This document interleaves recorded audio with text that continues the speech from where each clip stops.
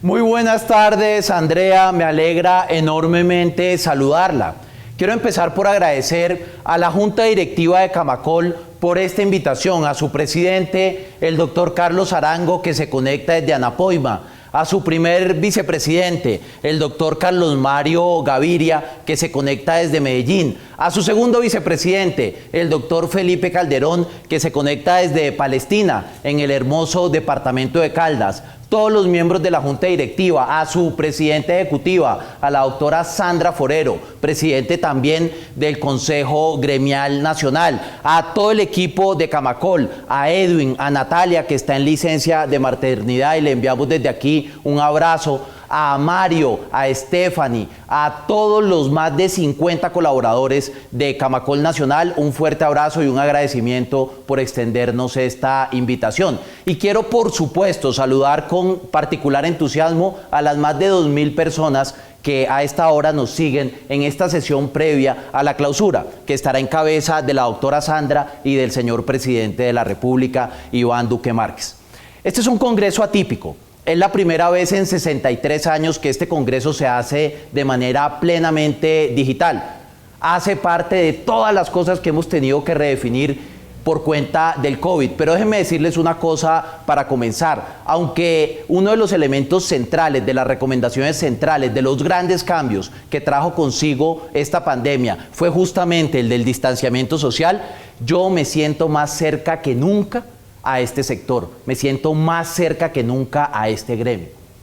Aunque también es cierto que a lo largo y ancho de la geografía mundial, buena parte de los planes de negocio y desde el punto de vista operativo hemos visto todo tipo de limitaciones que llevan a reducir la escala, a racionalizarla. En este sector, una vez superemos la coyuntura de la pandemia, seremos mucho más grandes. Aunque es indudable que al igual que el resto de sectores de la economía nos hemos visto golpeados por esta situación y por esta emergencia, no me cabe la menor duda que saldremos fortalecidos. Yo he estado trabajando intensamente en esta presentación, hemos tenido varias versiones de la misma porque hemos discutido intensamente con el equipo de trabajo, con el viceministro Ruiz, ¿qué es lo que deberíamos mostrarle hoy? Que es el día 773 de ejercicio de gobierno. Hoy que estamos en el segundo tiempo, en la segunda mitad del gobierno del presidente Iván Duque. Y lo que yo creo que es más importante compartir con ustedes durante los próximos minutos es nuestra hoja de ruta de cómo vamos a cerrar de aquí al 2022. Las cartas están destapadas. Nosotros desde que comenzamos el gobierno centramos en nuestro Plan Nacional de Desarrollo cuál sería justamente ese vehículo, cuál sería nuestra carta de navegación durante estos 4 años de trabajo. Y quiero decirles que aunque buena parte del mundo corporativo y buena parte de los gobiernos han tenido que redefinir sus metas a la luz de esta emergencia, ninguna, escúchenme bien, ninguna de las metas que nosotros nos trazamos en el sector vivienda, en el Plan Nacional de Desarrollo, la vamos a corregir a la baja. Por el contrario, algunas de ellas las vamos a profundizar y activaremos otra serie de instrumentos que nos permitan llegar todavía más lejos. Por eso, la de hoy es la oportunidad para justamente señalar y refrendar cuál va a ser ese camino que recorreremos desde aquí hasta el 2022. Por eso he llamado esta presentación el legado del sector vivienda en el gobierno del presidente Iván Duque, no el legado de este ministerio. ¿Cuál es el legado que como sector tendremos de aquí al 2022? Lo primero que quiero decirles es que la próxima semana estamos de cumpleaños. Viernes de la próxima semana este ministerio va a estar cumpliendo 9 años. 9 añitos. Es un ministerio muy joven. Antes que se creara el Ministerio de Deporte y el Ministerio de Ciencia, era el más joven de los ministerios del gobierno nacional, la más joven de las carteras del gabinete. Y buena parte de lo que hemos logrado hacer durante estos 2 años es el producto, el resultado de todo un aprendizaje institucional que se ha venido construyendo a través del tiempo. Yo no me voy a remontar a lo que fue el Ministerio de Desarrollo Económico en los 80, no voy a hablar del Instituto de Crédito Territorial, no voy a hablar del INURBE, no voy a hablar del Ministerio de Desarrollo en los 90. Yo voy a empezar hablando de Juan Lozano, del ministro Juan Lozano, ministro entonces de Ambiente y de Vivienda del 2006 al 2009. Juan Lozano hizo muchas cosas importantes, pero hay en particular tres por las que siempre será recordado. La primera de ellas, él fue el que estructuró el primero de los FRECH. La segunda, Juan Lozano recibió un presupuesto de inversión en vivienda de algo más de 100.000 millones de pesos y logró dejarlo por encima de los 600.000. Fue el primer ministro que le dedicó a la vivienda más de $500 millones de pesos. Digamos que ese gran avance desde el punto de vista presupuestal fue una suerte de preámbulo para lo que sería posteriormente un ministerio independiente. Tercera cosa por la que será recordado Juan Lozano, que sigue vigente el día de hoy, los porcentajes mínimos para la construcción de vivienda. Hoy tenemos porcentajes mínimos para la construcción de vivienda de interés prioritario del orden del 20%, con algunas particularidades dependiendo de la entidad territorial. Pero en aquel entonces el primer ejercicio que lo planteó el ministro Lozano era un 15% para vivienda de interés prioritario, 25% para vivienda de interés social, y en ese momento se convirtió en un gran impulso para la oferta de vivienda para los segmentos de más bajo valor. Le recibiría justamente ese testimonio Carlos Costa. Carlos Costa fue el encargado de ejecutar el primer FRECH. Pero no solamente eso. En un año y medio que el ministro Costa estuvo al frente de esta cartera, logró sacar adelante, y esta cifra es impresionante, 5 decretos en un año y medio y casi 10 disposiciones normativas que reglaron el proceso de licenciamiento de construcción. Las licencias de construcción en Colombia, queridos colegas, tal como la conocemos, es una herencia del trabajo de Carlos Costa. Pero no solamente eso, el primer ejercicio de la historia de este país de aproximarse al déficit cualitativo de vivienda desde esta cartera lo hizo Carlos Costa. ¿Cómo? Activando el mecanismo de garantías del Fondo Nacional de Garantías para los créditos de mejoramiento. Si se quiere, el gran antecedente que tenemos para lo que sería en un futuro el programa Casa Digna, Vida Digna, aunque el instrumento no es precisamente el de crédito, digamos, es justamente lo que logró hacer también el ministro Costa. De allí pasamos a Beatriz Uribe. Beatriz Uribe fue la primera ministra de Vivienda, la primera persona en ejercer en este ministerio independiente. Hizo muchas cosas la doctora Beatriz. La doctora Beatriz no solamente se encargó de la estructura de este nuevo equipo de trabajo, la doctora Beatriz se encargó también de establecer los contratos de fiducia que son hoy el corazón de Fonvivienda. Nosotros no nos imaginamos una manera distinta de operar en Fonvivienda. Pues bien, ese es un legado de la gestión de Beatriz Uribe. Algo similar que nos queda en los días de hoy es que acabó el arbitraje entre las figuras de financiamiento. Antes los subsidios estaban solamente reglados para los créditos hipotecarios, no para el leasing habitacional. Ella habilitó créditos de vivienda con leasing habitacional. A través del leasing habitacional también la figura del subsidio de vivienda, y no solamente recordada por eso. Yo me acuerdo cuando empezamos en el gobierno, ella trabajaba en el Banco Interamericano de Desarrollo, vino a una reunión y salían de manera masiva todos los trabajadores, todos los colaboradores del ministerio a tomarse foto con ella y a darle un fuerte abrazo. Ese recuerdo que tiene el equipo del Ministerio de Vivienda de su estilo de liderazgo también hace parte de este legado.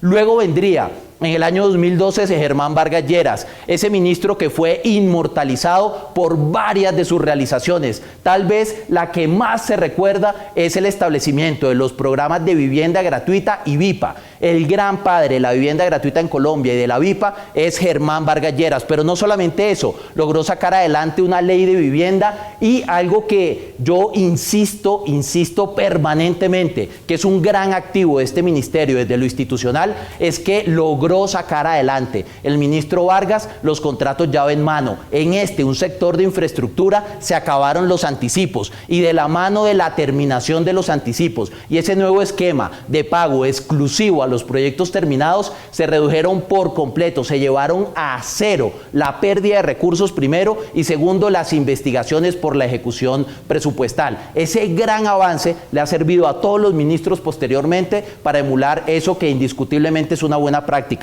desde el punto de vista incluso de competencia, pero también desde el punto de vista de transparencia. Después de Germán Vargas Lleras tuvimos a Luis Felipe Henao, la única persona que llegó a ser ministro habiendo sido previamente viceministro 2 veces además. Fue viceministro con Germán Vargas Lleras, fue viceministro con Juan Lozano, y Luis Felipe Henao, siendo una persona muy joven cuando asumió el ministerio, era tal vez el que más experiencia específica tenía en esta cartera, 2 veces viceministro, y se convirtió en la persona que más tiempo ha durado como ministro de Vivienda de Colombia. Luis Felipe Henao también se inmortalizó por ser el padre de los programas ABC de ahorro, bono y crédito en Colombia. Luis Felipe Henao trajo el mecanismo favorito, el mecanismo estrella del mundo emergente para atacar el déficit cuantitativo de vivienda a través del programa Mi Casa Ya, programa que se queda a través de los tiempos, programa que llegó a quedarse independientemente del gobierno que esté en ejercicio. También Luis Felipe Henao insistió en la importancia de los equipamientos, en la importancia del acompañamiento social, y diseñó, junto con Mauricio Cárdenas, el primer ejercicio de FRECH contracíclico no bis en el PIPE 1 y el PIPE 2, que es, diría yo, el gran antecedente del ejercicio contracíclico que nosotros hemos planteado, al que haremos referencia también en los próximos minutos. Elsa Noguera, la madre de la segunda generación de vivienda gratuita, fue además la que expidió la ley de vivienda segura, y como si fuera poco, Elsa Noguera también mejoró la focalización de Mi Casa Ya, llevándolo no solamente de 2 a 4 salarios mínimos, sino también de 0 a 2 salarios mínimos. Su trabajo sería continuado por Jaime Pumarejo, que se encargó de modificar normativamente el FRECH no bis, que para nosotros también es un antecedente muy valioso, porque lo subió de 335 a 435 salarios mínimos como el valor máximo de la vivienda, una decisión desde el punto de vista táctica muy afortunada, porque permitió atacar un sector donde se acumulaban de manera masiva inventarios, y continuó con la profundización de Mi Casa Ya y ejecutando estos programas de vivienda gratuita. Y finalmente mi antecesor Camilo Sánchez hizo varias cosas también que son muy importantes de destacar. Se encargó de nivelar los montos entre los subsidios de las cajas de compensación y del Ministerio de Vivienda. Un trabajo de este gobierno, que ha sido la concurrencia de subsidios, ha estado enfocada en tratar de eliminar todo tipo de arbitraje desde el punto de vista paramétrico entre los subsidios de las cajas y los subsidios del gobierno, que no compitan y que de hecho se puedan sumar. El gran antecedente fue el trabajo de Camilo Sánchez, que eliminó el más grande de los arbitrajes, que es el del parámetro del monto. Entonces se unificaron esos montos. Aparte de eso, era famoso por insistir la necesidad de hacer ciudades entre ciudades, avanzó mucho más en los equipamientos sociales y también profundizó nuestro programa de Mi Casa Ya. Con todo este repaso que les he hecho, lo que les quiero decir es que cuando nosotros llegamos al gobierno nacional, nos encontramos una política de vivienda que estaba consolidada en varias cosas, en la realidad de sus principios desde lo filosófico, pero también estaba consolidada desde el punto de vista instrumental. Lo primero, una política de vivienda que llevaba de manera exitosa un tránsito desde la oferta a la demanda. Lo segundo, ya se volvió un prerequisito, no era optativo la incorporación de los equipamientos sociales dentro de la apuesta de construcción de ciudades. Se trabajaba a través de los contratos de fiducia y los pagos se hacen llave en mano. Entonces, desde el punto de vista de filosofía, desde el punto de vista instrumental, teníamos bastante claro cuál era la forma en la que debíamos trabajar, no solamente desde la administración pública, sino en nuestra relación justamente con ustedes, con los empresarios, con los grandes actores de toda la cadena. Ese testimonio que recibimos nosotros es, si se quiere, el punto de partida para lo que sería entonces el trabajo durante estos años. Y yo lo que les quiero compartir en la presentación de hoy, como se los dije en mi reflexión introductoria, es cuál consideramos nosotros que va a ser el legado de este sector durante el gobierno del presidente Iván Duque, y ese legado va a estar dado en 5 dimensiones. Hay 5 elementos en los que vamos a terminar de destapar las cartas. Esos 5 elementos son los que van a marcar el avance de este sector durante este gobierno. Primero, esos elementos. Durante este gobierno nos obsesionamos con la progresividad. Durante este gobierno, este sector da un paso adelante de manera decidida y enérgica en materia de progresividad. Existen 3 tipos de distribuciones desde el punto de vista teórico, más que eso desde el punto de vista estadístico, en términos de la asignación de los subsidios. La primera de ellas, que está concentrada a la derecha, dicen en estadística que es sesgada a la izquierda, son planteamientos moderadamente progresivos. No los llamo yo regresivos, porque estamos hablando de un espectro de beneficiarios que en cualquier caso está entre los 2 y los 4 salarios mínimos. La segunda, que parece una campaña campana es una distribución normal donde buena parte de los beneficiarios está en el nivel medio de distribución de ingresos. Ahí digamos que es un planteamiento progresivo. Pero hay uno que es todavía más interesante, que es un planteamiento intensamente progresivo, donde los datos están concentrados hacia la izquierda, como dirían los estadísticos, sesgado a la derecha, lo que quiere decir en la práctica que quienes se benefician más que proporcional de los recursos y los programas de vivienda son las familias que tienen un nivel de ingreso más bajito.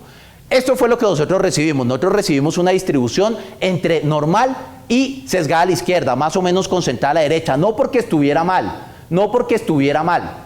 Ojo con esto, porque hace parte del desarrollo normal de este tipo de programas, donde como el mecanismo además se da a través de mercado, buena parte de los créditos bancarios se les empieza a dar a las familias que tienen la mayor probabilidad de aprobación justamente de estas operaciones crediticias. Entonces el grueso de los subsidios se quedaron en familias de más de 2 salarios mínimos. Solamente el 26% de los subsidios estaban en familias de menos de 2 salarios mínimos. ¿Qué hicimos ante eso? Activar 3 instrumentos. Instrumento número 1, la concurrencia de subsidios con las cajas.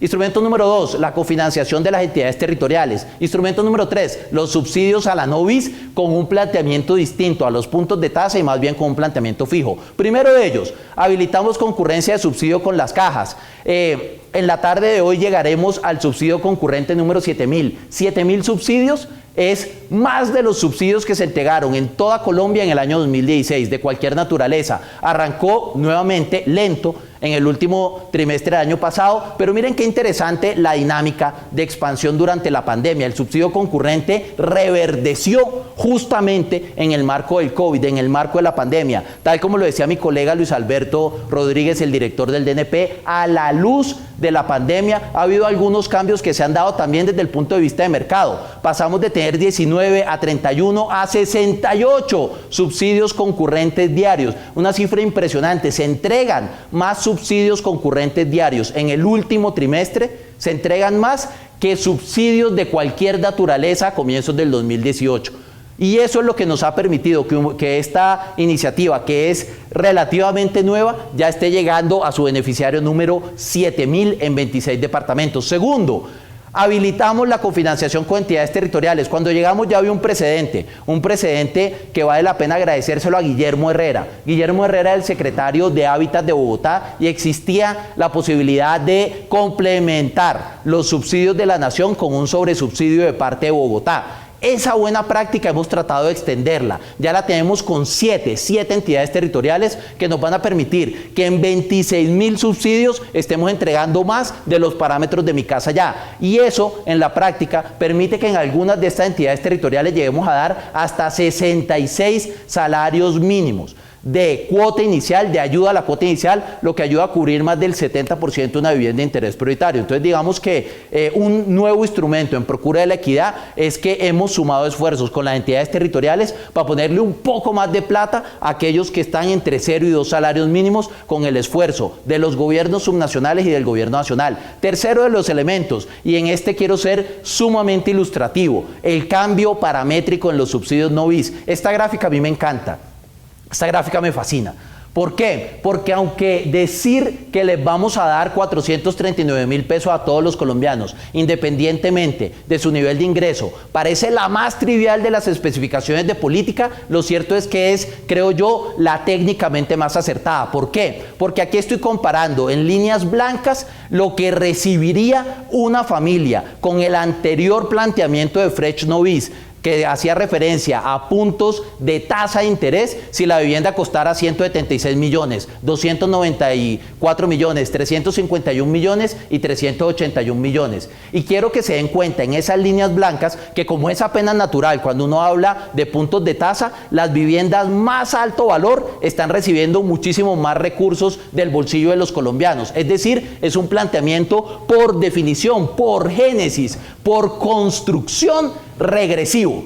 Por el contrario, cuando nosotros establecemos un valor de 439.000 pesos para todas las familias colombianas, independientemente del valor de la vivienda, eso lo que nos permite es que en proporción a lo que tienen que pagar mes a mes, nosotros estemos ayudando de manera mucho más intensa a los que compran los apartamentos más baratos.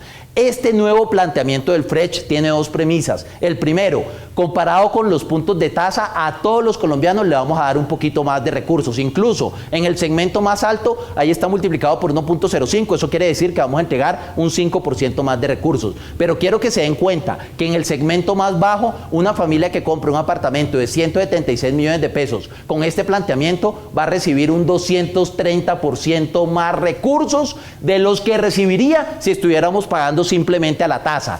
Este planteamiento del pago de un monto fijo no solamente es muchísimo más poderoso desde el punto de vista de comunicación, más sencillo de entender para las familias colombianas que no tienen que hacer un contrafactual de lo que hubiera sido la tasa en ausencia del subsidio menos lo que me están cobrando ahorita, el minuendo de esa resta es una variable no observable. Ahora todo es observable, 439.000 pesos todos los meses, que van a ayudar más que proporcionalmente a los que compren vivienda de más bajo valor. Esa también es una apuesta por la progresividad. La consecuencia de esto, miren cómo es el histograma nuestro. Es un histograma absolutamente concentrado en la izquierda. Es un histograma sesgado a la derecha. Es un histograma donde el 65% de los beneficiarios de los subsidios ganan menos de 2 salarios mínimos. No me cabe la menor duda que el planteamiento de política que aquí está evidenciado es más progresivo y que si hablamos de legados,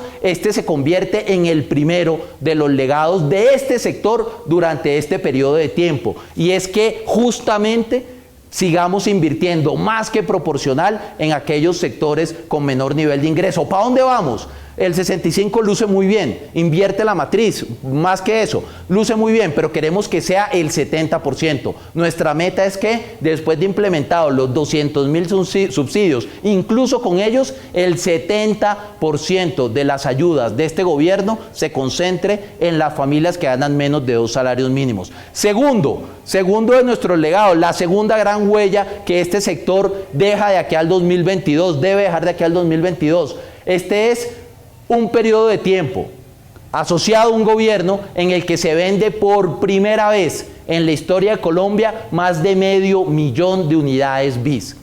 Más de 500.000 de unidades BIS.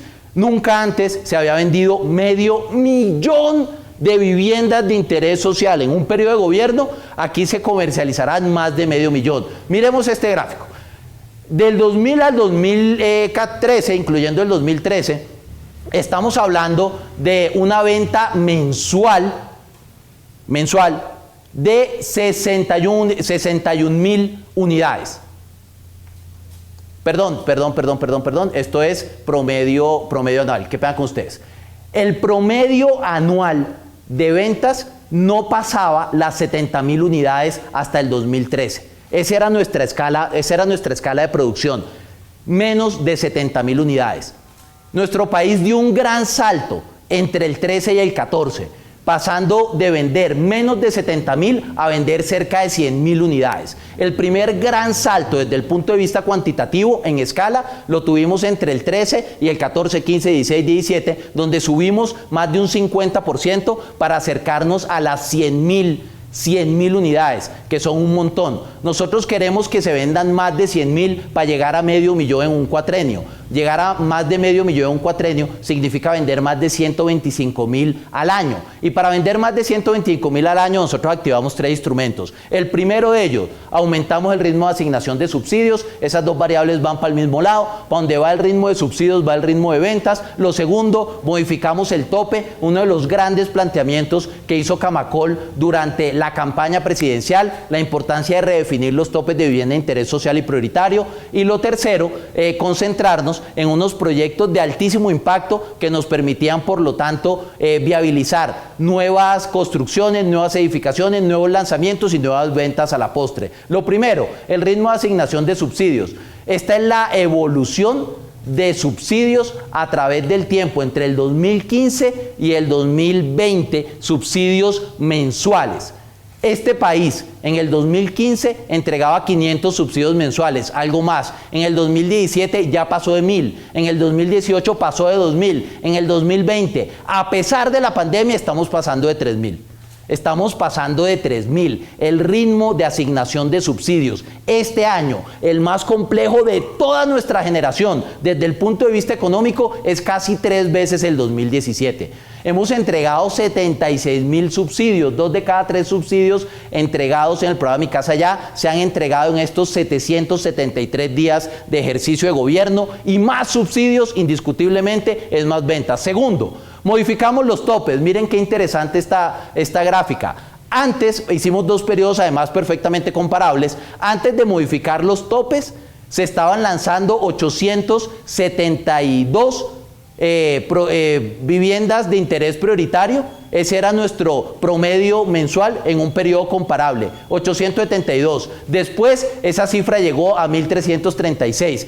No duplicamos, pero sí creció en más de un 50% el lanzamiento de vivienda de interés prioritario una vez modificado el tope. No cabe duda que la modificación del tope permitió que en Colombia renaciera la VIP. Y si lo vemos desde el punto de vista de la BIS, aunque el crecimiento es menos espectacular que en la vivienda de interés prioritario, en cualquier caso hay una expansión del orden del 20% en los lanzamientos. Esto, para hacerlo bien, lo hicimos entre los 45 municipios en los cuales se modificó el tope, pero la realidad es que una vez se modifica el tope de la BIS y de la VIP, hay un nuevo espíritu de lanzamiento de proyectos que luego se convertirá en iniciaciones y a la postre se convertirá en ventas. Lo tercero, los proyectos de alto impacto. Nosotros identificamos 121 proyectos donde se habilitaron más de 7.500 hectáreas de suelo con una potencial de desarrollo de muchísimas viviendas, de más de 800.000. Y el desarrollo exitoso de algunos de esos proyectos es el que permitiría a la postre también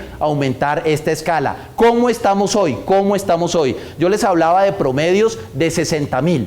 Eso era hasta el 2013. Subimos a un promedio cercano al 100.000 unidades de vivienda. Eso es hasta el 2018. Y ahora estamos con los datos que vemos esperados en el 2020, a pesar de la pandemia, y nuestra proyección con el ritmo de subsidios que estamos entregando, con ese mismo gradiente, con ese mismo ratio de subsidios a ventas, nuestra proyección es que nosotros vamos a vender año tras año, incluyendo este desafiante 2020, más de 120.000 unidades de vivienda. Recuerdo yo, el año pasado, cuando vendimos 122.000, nos encontrábamos en júbilo, porque era el mejor año de la historia de Colombia en ventas de vivienda de interés social. Y lo que más me sorprende a mí es que con todas las complejidades que ha traído el 2020 consigo, en este año tan duro, el más desafiante de nuestra generación, vamos a tener un resultado también por encima de las 120.000 unidades.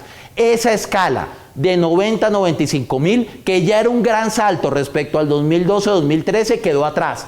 La nueva escala de este sector es del orden de los 120.000 unidades para arriba. Ese es nuestro nuevo normal. Antes, para nosotros, cualquier cifra por encima de 100.000 era extraordinariamente buena. Ahora lo es solamente una cifra por encima de 120.000. Tenemos una nueva escala de producción y eso es lo que nos va a permitir que hoy ya llevemos 240.000 unidades vendidas. Vamos en algo así como la mitad del gobierno, pero con la aceleración que vemos asociada a la disposición de estos nuevos subsidios, no solamente llegaremos al 500.000, sino que por poco lo vamos a rebasar de aquí al 2022. Tercero, un tercer legado de este gobierno es que este sector durante este gobierno es que las edificaciones serán las grandes protagonistas de la recuperación económica. En un momento tan difícil desde el punto de vista del ciclo, el sector más importante, el elemento capital, el elemento central de la estrategia de recuperación económica estará en gran medida asociado al rumbo del sector edificador. Este es un sector que sacará la cara no solamente para recuperarse ante los retos que asume por cuenta del COVID, sino que también irrigará una serie de externalidades positivas desde el punto de vista de la democratización, del valor agregado y del empleo, que nos permitirán que muchos otros sectores en toda la geografía nacional logren rápidamente recuperar su ritmo productivo.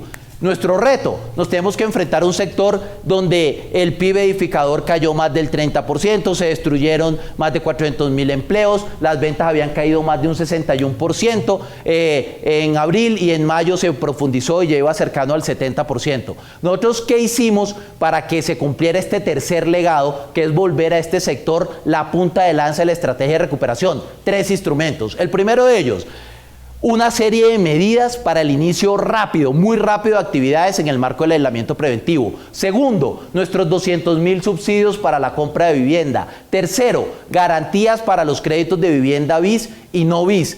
Entonces, lo primero, el reinicio rápido de actividades en el sector. Nosotros nos encontramos incluso en el medio de la circular y del decreto que anunciaba el aislamiento preventivo, nos encontramos con un sector que se anticipó y que pudo desplegar de manera muy rápida en la circular 001 nuestros protocolos de bioseguridad. Es sorprendente que después de decretada la primera de las aperturas, 15 días, solamente 15 días después, el 53% de las 2.605 obras ya se habían reactivado. Es una cosa impresionante, el ritmo, la velocidad con la que este sector logró retomar su vida productiva es francamente inspirador y se compara de manera favorable con el resto de sectores de la economía colombiana. Lo segundo, tal vez lo que más ha llamado la atención y ha causado, diría yo, entusiasmo entre los colombianos y la que pienso yo que es una de las noticias económicas del año, los 200.000 subsidios para la compra de vivienda. De esos 200.000, 100.000 son para la compra de vivienda BIS, ya llevamos 15.000 de esos 100.000 y los subsidios para la compra de no BIS comienzan el día de hoy. Hay un trámite normativo que incluye CONFIS, autorización del Banco de la República, que incluye COMPES, vigencias futuras, la expedición de un decreto, un trámite que toma cerca de 8 meses, de 8 a 12 meses, logramos cursarlo en tan solo 2 meses y medio,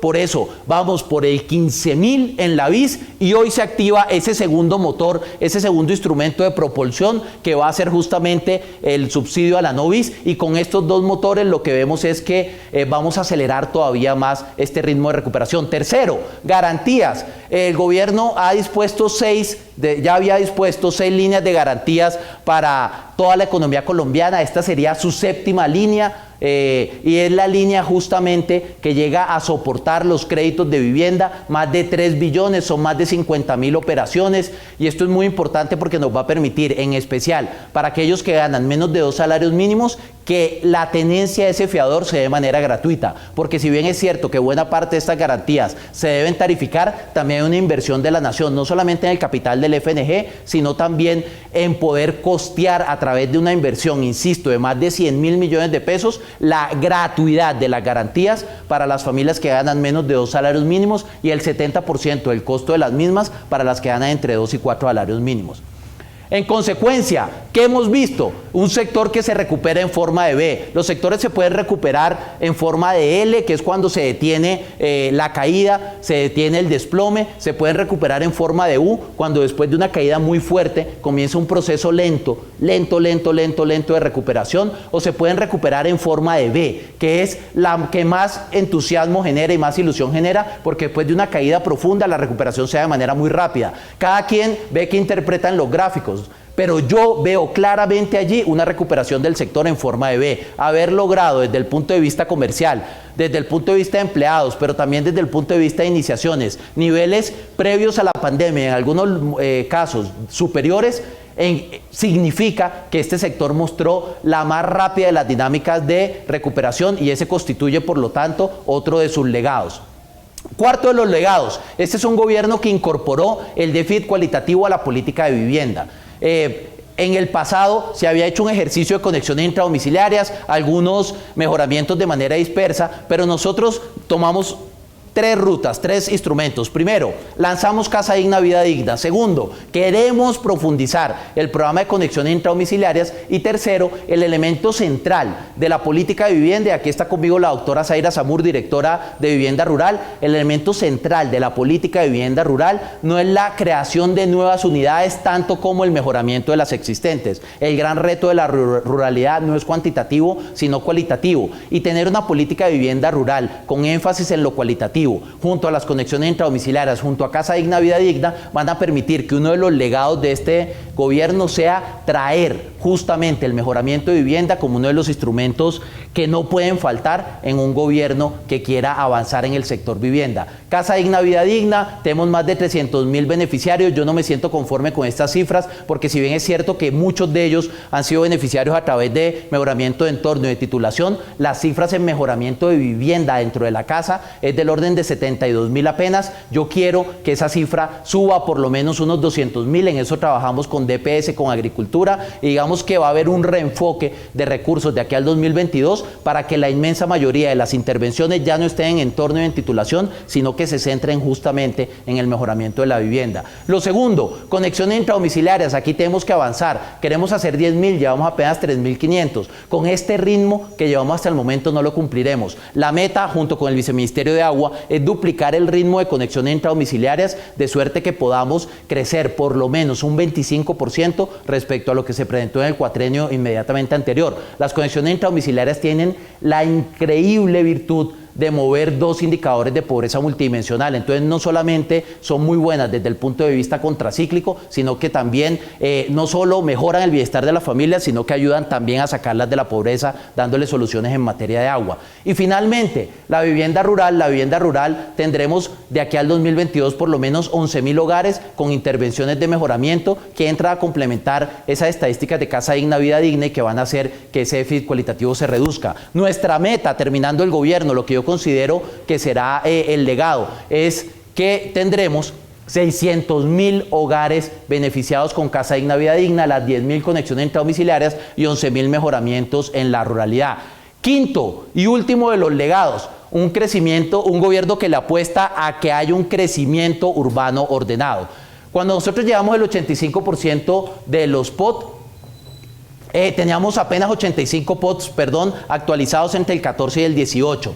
Y algo que a mí me llama poderosamente la atención, aunque en todo el país se usa el mecanismo del predial, digamos que el siguiente de los instrumentos de captura de valor del suelo, que no es que sea muy elaborado, que es el de valorización y plusvalía, solamente está usando en el 5% de los municipios de Colombia. Es decir, el 95% de los municipios de Colombia utilizaban un único instrumento de captura de valor del suelo, que era el predial. Y ni siquiera la valorización y la plusvalía, que han sido tan probados en una economía como la nuestra, eran adaptados por los alcaldes a lo largo y ancho del territorio nacional. Nosotros activamos 3 instrumentos. Lo primero, incentivamos el uso de estos nuevos mecanismos, que no solamente se utilice valorización predial, sino que también se puedan utilizar otro tipo de instrumentos como los TIF. Lo segundo, facilitamos la actualización del POT. La actualización del POT quisimos simplificarla. Y lo tercero, nosotros quisimos profundizar nuestra estrategia de equipamiento social. ¿Qué es lo que cabe esperar desde el punto de vista de los instrumentos?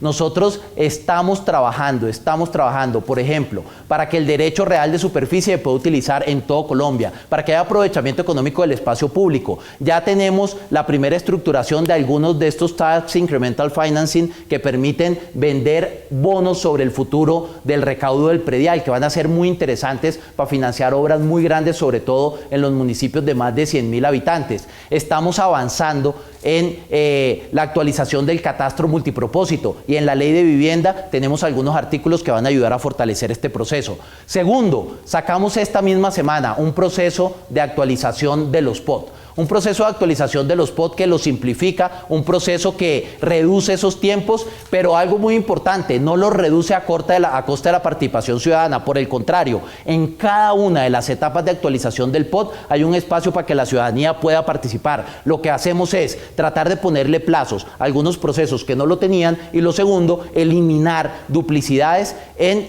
periodos que son de estudios, periodos que son de diagnóstico, consolidarlos en uno solo, y a través de eso reducir a por lo menos la mitad los meses que toma la actualización de un plan de ordenamiento territorial. Vamos a acompañar a 122 municipios en este proceso.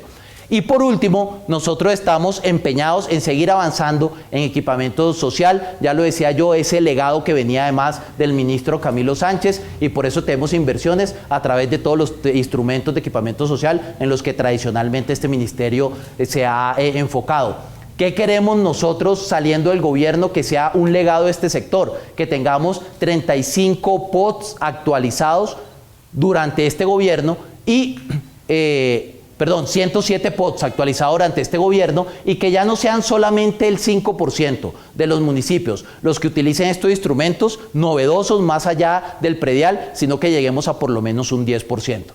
Para terminar, con esto concluyo. ¿Cuál creo yo que será entonces, sintetizando lo que les he planteado durante los últimos 30 minutos, el legado de este sector? ¿Cómo quisiera yo, y esta no es una presentación de despedida, todavía nos queda mucho por hacer, pero cómo quisiera yo que este sector recordara lo que construimos durante estos, ya van 2 años, durante estos 4 años de aquí al 2022, así como hemos ido avanzando y construyendo paso a paso en cada una de las administraciones una política de vivienda consolidada? ¿Qué quisiéramos nosotros? Que quien asuma esta cartera el 7 de agosto del 2022 se encuentre, aparte de todo lo que ya se ha construido. Queremos que quien llegue aquí el 7 de agosto del 2022 pueda descansar sobre este legado. El primero, un gobierno que fue capaz de sacar 200.000 subsidios y 50.000 garantías en tan solo 2 años.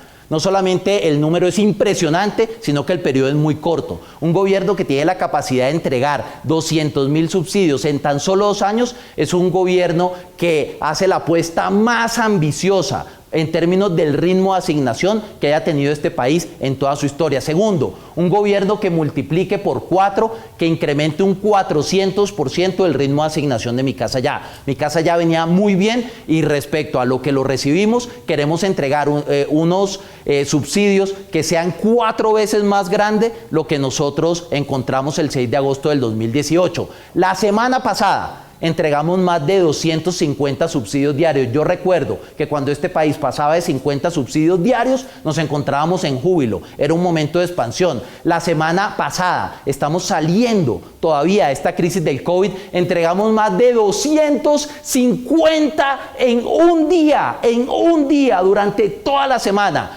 Con eso, con ese ritmo que ya logramos, que podemos absorber, que ya mostramos que podemos absorber en esta economía, vamos a multiplicar por 4. Y eso nos va a permitir vender más de medio millón de unidades. Segundo legado. Tercer legado. Nosotros vamos a entregarle el 70% de los subsidios a las familias que ganan menos de 2 salarios mínimos. Y vamos a seguir avanzando en la concurrencia para pasar de esos 13.000 que nos pusimos como meta. Muy seguramente rebasaremos los 15.000.